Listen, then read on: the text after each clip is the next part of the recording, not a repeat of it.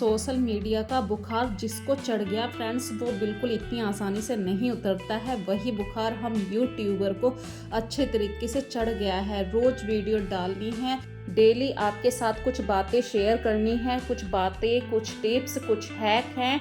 तो फ्रेंड्स, आने वाले दिनों की यदि हम तैयारी पहले से कर लेते हैं तो हमें परेशानी थोड़ी सी कम होती है, चाहे वो किचन को ऑर्गेनाइज करने के हिसाब से हो या अपने घर को बिल्कुल सही से व्यवस्थित करने के हिसाब से हो।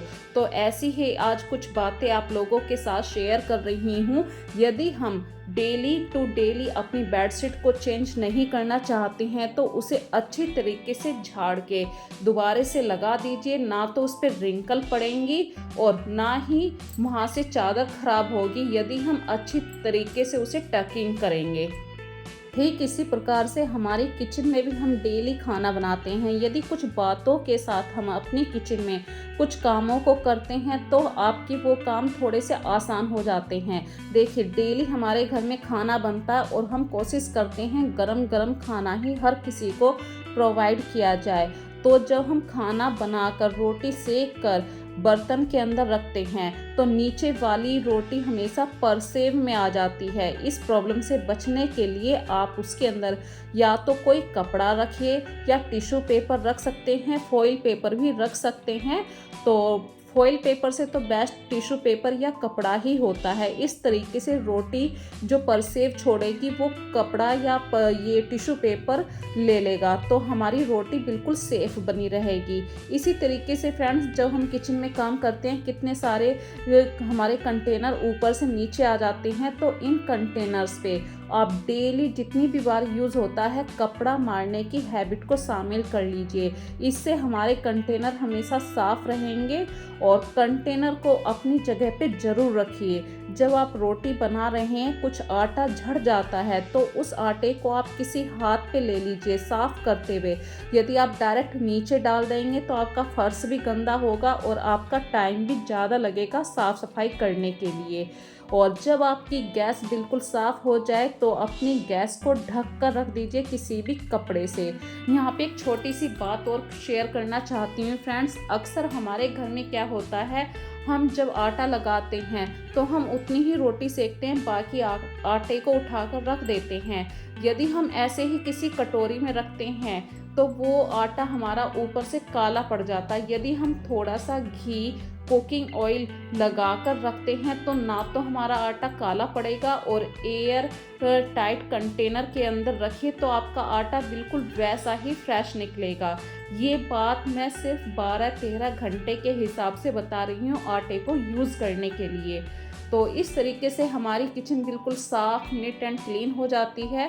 अक्सर बरसात के मौसम में हमारे घर में बहुत ज़्यादा मक्खियाँ आ जाती हैं। ये देखिए फ्रेंड्स, मैं कितनी जगह जो मार्क दिखा रही हूँ यहाँ पे मक्खियाँ आ चुकी हैं, जबकि मैं अपने घर में पोछा लगा चुकी हूँ और मैं फिनाइल भी यूज़ करती हूँ, लाइजॉल भी, लेकिन फिर भी मक्खियाँ आ रही हैं। तो इस प्रॉब्लम से बचने के लिए आप किसी कपड़े के ऊपर डायरेक्ट डेटॉल की कुछ बूंदों को डालिए और इस पोछे को आप हल्का सा निचोड़ लीजिए, गीला कर लीजिए। अब इस पोछे को सारे घर में एक बार वाइपिंग कर दीजिए, पोछा लगा लीजिए। इससे क्या होगा, डेटॉल की जो स्मेल है उससे मक्खियाँ दूर भागती हैं।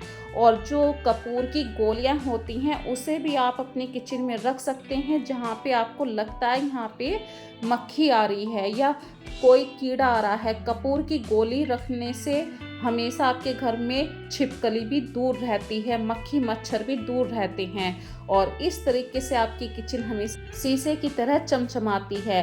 यदि आप भी अपने किचन को हमेशा शीशे की तरह चमचमाते हुए देखना चाहते हैं तो वीक में एक बार पूरी किचन की स्लैब पर, काउंटर पर आप सर्फ का पोछा जरूर लगा दीजिए। और बरसात के दिनों में हमेशा इस बात को आपको हफ्ते में 2 बार आप फॉलो कीजिए। एक तो मक्खी बिल्कुल नहीं आएगी, मक्खी हमेशा गंदगी की वजह से आती है।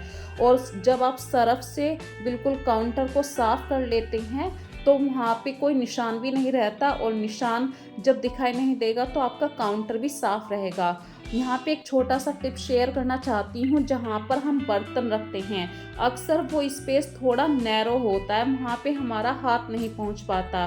तो मैं क्या काम करती हूँ, देखिए मैं अपने अकॉर्डिंग बता रही हूँ, हर किसी के किचन का अलग अलग हिसाब होता है।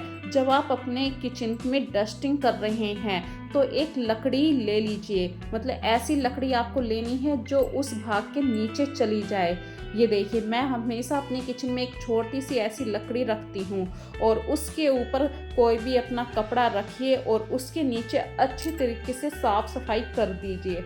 अब आपकी किचन यहाँ तक कि पूरी डीप साफ हो जाती है दिन में। बस एक बार ये काम जरूर कीजिए, सारी किचन में हर जगह कपड़ा लगाइए। जब 24 घंटे में आप ये काम करते हैं तो आपकी किचन को कोई भी ये नहीं कह सकता कि ये गंदी किचन है। और जो आपकी किचन में गैस की एसेसरीज है उन्हें लगा दीजिए प्रॉपर। और यहाँ पे एक छोटी सी बात और है, यदि आप अपने किचन के कपड़ों को प्रॉपर धूप में सुखाते हैं तो बदबू रहित वो रहते हैं, नीट एंड क्लीन रहती है आपके किचन के कपड़े। इसी तरीके से फ्रेंड्स देखिए, हम रोज़ अपने घर में लॉन्ड्री यूज़ करते हैं, मतलब कपड़ों को धोते हैं। तो अक्सर भाई मेरे घर में ये होता है, हर किसी के बजट का अलग अलग बात होती है। एक मिडिल क्लास फैमिली में कोई भी डेली इतने महंगे महंगे सर्फ़ यूज़ नहीं कर सकता। तो एक अच्छे वाला सर्फ़ आप यूज़ कीजिए, जैसे कि मैं दाग को निकालने के लिए ये वाला सर्फ़ यूज़ करती हूँ। मैं नाम नहीं लूँगी क्योंकि कॉपीराइट का मुझे डर रहता है। तो दोनों सर्फ़ को आप मिला लीजिए, एक कंटेनर के अंदर रख लीजिए, डिब्बे के अंदर। कोई भी वेस्ट डिब्बा आप ले सकते हैं, जैसे बच्चों के बॉर्नविटा के डिब्बे होते हैं वो खाली हो गए, तो उस खाली डिब्बे में आप दोनों सर्फ़ को एक साथ मिला लीजिए। चाहे तो आप दोनों हाथों से एक साथ ये काम कर सकते हैं, पर मैं वीडियो में दिखाने के लिए बार बार एक बार ये वाला सर्फ़ डाल रही हूँ, एक बार दूसरे वाला सर्फ़ डाल रही हूँ। इससे क्या होगा, नॉर्मल सर्फ़ आपके कपड़ों को साफ़ करेगा, दूसरे वाला सर्फ़ आपके कपड़ों से दाग निकाल देगा। और कपड़ों को धूप में ज़रूर सुखाइए, इससे कपड़े दाग रहित हो जाते हैं, शाइनिंग करते हैं। अब आप ये सोच रहे होंगे कि पूजा करते हुए कौन सा हैक मैं आप लोगों के साथ शेयर करूं। तो पूजा करते हुए फ्रेंड्स, बरसात के दिनों में अक्सर जो हमारी धूप स्टिक होती है वो हल्की सी नमी पकड़ लेती है, जिसके कारण जलने में दिक्कत होती है। तो आप उसे थोड़ा सा लॉन्ग टाइम के लिए जला दीजिए। मतलब जैसे गर्मियों में आप थोड़ा सा बस जलाते हैं तो वो तुरंत ही सुलग जाती है, लेकिन बरसात वाले दिनों में आपको ध्यान देकर 2 बार जलाना है ताकि वो अच्छी तरीके से सुलगना शुरू कर दे। तो ये छोटी छोटी सी बातें होती हैं, और ध्यान से पूजा करिए ताकि भगवान का आशीर्वाद आपको हमेशा मिले। और फ्रेंड्स, मैं अक्सर अपने घर में नहाने के बाद ही चाय पीती हूँ, पूजा करने के बाद ही चाय पीती हूँ, क्योंकि सावन आने वाला है। तो सावन के दिनों में क्या होता है कि कभी भी बारिश हो जाती है, ये बात आप अच्छे से जानते हैं। तो अपनी हेल्थ के बारे में ज़रूर सोचिए, और बिना दवाई गोली के यदि आप अपनी चाय में थोड़े से तुलसी जी के पत्ते, गिलोय के पत्ते डाल देते हैं तो आप हेल्थ से रिलेटेड कोई भी प्रॉब्लम का सामना नहीं करेंगे। यहाँ पे एक छोटा सा टिप्स आप लोगों के साथ शेयर करना चाहती हूँ फ्रेंड्स। जब भी आप किचन में खड़े होकर काम करें तो उस समय हमारे पास बहुत सारा टाइम होता है, क्योंकि चाय उबल ना जाए। तो उस टाइम को यूज़ करने के लिए आप किचन में जितने भी आपका सामान इधर उधर हो गया है उस सामान को सही तरीके से ऑर्गेनाइज कर दीजिए। तो यहाँ पे टाइम का यूज़ हो गया, आपकी किचन भी सही तरीके से व्यवस्थित हो गई है, और वहाँ खड़े रहने से चाय भी आपकी बाहर नहीं आई है। और वो काम ज़रूर करना चाहिए जिस काम को हमेशा आपको खुशी मिलती है। तो मुझे सबसे ज़्यादा जो खुशी मिलती है सुबह ही सुबह जब मैं चाय बनाती हूँ और मेरे घर के आसपास कोई भी आ जाता है, उसे चाय चाहिए। सुबह की पहली 1 कप चाय मैं किसी को भी ऐसे ही दे दिया करती हूँ। तो ये एक छोटी सी हैबिट हमेशा अपने अंदर शामिल कीजिए कि किसी को 1 कप चाय देने से आपका कुछ नहीं जाता है, किसी की ब्लेसिंग भी आप लोगों को मिलती हैं। तो मैंने भी इसी तरीके से 1 कप चाय किसी को दी है। और किचन में हमेशा कुछ ना कुछ काम ऐसा करिए, यदि आपको वहीं पर खड़े होकर काम करना है तो या तो गैस को लो कर दीजिए। यदि आप गैस को लो नहीं करेंगे तो आपका काम यहाँ पे बढ़ जाएगा, जैसे दूध बाहर आ जाना। या फिर गैस की लो को बिल्कुल कम कर दीजिए, तो फिर जाके आप चाय का एंजॉय कीजिए, चाय पीजिए अपनी। और फ्रेंड्स चलिए करते हैं अब नेक्स्ट टिप की बात, नेक्स्ट हैक की बात जो मैं आप लोगों के साथ शेयर करना चाहती हूँ। अक्सर हमारे घरों में ऐसे कुछ कपड़े होते हैं जो हवा के कारण फूले फूले हो जाते हैं, पफी कपड़े होते हैं, जैसे कि सोफ़े के कपड़े होते हैं, सोफ़े के कवर होते हैं, या मतलब ऐसे कोई रनर होता है। इनके अंदर क्या होता है फ्रेंड्स, फोम भरी रहती है, जिसके कारण ये प्रॉपर तह की शेप में नहीं आ पाते। यदि आप फोल्डिंग वाली ट्रिक को यूज़ करते हैं, कपड़े को इस तरीके से फोल्ड करते हैं कि उसकी तह भी ना खुले और हवा भी उस कपड़े के अंदर कम जाए, यदि आप इस तरीके की ट्रिक को यूज़ करते हैं तो यहाँ पे जो आप कबर्ड के अंदर कपड़ों को ऑर्गेनाइज करेंगे वो जगह भी कम लेंगे। इसी तरीके से फ्रेंड्स मेरे पास ये 2-3 कपड़े थे जो ज़्यादा स्पेस ले रहे थे, तो मैंने उन्हें फोल्ड करा अच्छी तरीके से। यहाँ पे एक छोटी सी बात बता रही हूँ, देखिए यदि आप प्रॉपर तह नहीं बनाते, एक कपड़े की तह ज़्यादा बड़ी है, एक कपड़े की तह छोटी है, तो वो भी आपके कपड़ों को सही से ऑर्गेनाइज होने के लिए प्रॉब्लम खड़ी कर देता है। तो अपने कपड़ों को एक इक्वल साइज में हमेशा फोल्ड करने की हैबिट को शामिल कीजिए। और जब आप इन्हें अच्छी तरीके से फोल्ड कर दें, थोड़ा सा प्रेस कीजिए ताकि इनकी हवा बाहर आ जाए और ये ज़्यादा पफी ना हो। और अपनी जो कबर्ड को जब आप ऑर्गेनाइज करेंगे तो कुछ कपड़ों को थोड़ा सा आपको और छोटी फोल्डिंग करनी पड़ती है उनकी तह को, ताकि एक छोटे से खाने के अंदर आप ज़्यादा से ज़्यादा कपड़ों को वहाँ पे ऑर्गेनाइज करके रख सकें।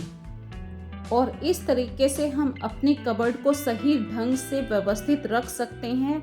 और जब हमारी कबर्ड अच्छे ढंग से व्यवस्थित रहती है, ऑर्गेनाइज रहती है, तो हम भी खुश रहते हैं, क्योंकि अक्सर हम लेडीज़ के माइंड में कुछ बातें चलती रहती हैं, जैसे अभी मेरी किचन फैली है, अभी मेरी कबर्ड फैली है, ये बातों से हमें छुटकारा मिल जाता है। इसी तरीके से फ्रेंड्स जब हम अपनी किचन में काम कर रहे होते हैं, अक्सर हमारे पास कभी कभी टमाटो प्यूरी नहीं होती है, तो टमाटर पिसे हुए नहीं होते हैं और हम ऐसे ही मसालों को डाल देते हैं, तो उन मसालों को जलने का डर रहता है। तो आप थोड़ा सा टमाटर की जगह पानी भी यूज़ कर सकते हैं। यहाँ पे एक छोटी सी बात और शेयर करना चाहती हूँ, कभी कभी हमें अपनी ग्रेवी को गाढ़ा करना पड़ता है ताकि जो थिकनेस है हमारी सब्जी की तो वो थोड़ी सी गाढ़ी हो जाए। तो इसके लिए आप कुछ भी पाउडर ऐड मत करिए, सिंपल सा बेसन लीजिए, 1 चम्मच बेसन, और उसे मसाले के अंदर मिक्स कर दीजिए। जब मसाला भुन जाए तब आप उसमें 1 गिलास पानी डालिए। आपकी ग्रेवी बिल्कुल मार्केट जैसी सब्जी की तरह गाढ़ी हो जाएगी और वही फ्लेवर आएगा जो आपको मार्केट वाली सब्जी का मिलता है, रेस्टोरेंट वाली सब्जी का मिलता है। अक्सर हमारे घरों में कभी कभी बच्चे नाक मुंह सिकोड़ते हैं सब्जी खाने के हिसाब से, तो उनके हिसाब से सब्जी को आप डिफरेंट शेप में काटिए। सिंपल सब्जी ना काट के उसे अच्छी तरीके से बनाने की भी कोशिश कीजिए। जैसे भिंडी को अलग शेप में मैंने कटिंग करा है, नॉर्मल सब्जी में तड़का ना लगा के पहले भिंडी को फ्राई किया है।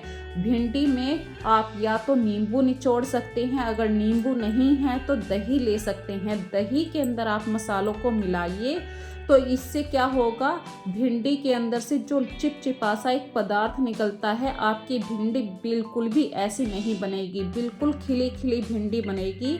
और ये मेरा खुद का एक प्रैक्टिकल है। यदि आज की वीडियो में आपको कोई भी बात फ्रेंड्स पसंद आई है तो मुझे कमेंट सेक्शन में ज़रूर बताना। फिर मिलेंगे एक नई वीडियो में नए कॉन्सेप्ट के साथ। तब तक के लिए फ्रेंड्स अपना ध्यान रखिए। So take care friends, bye bye.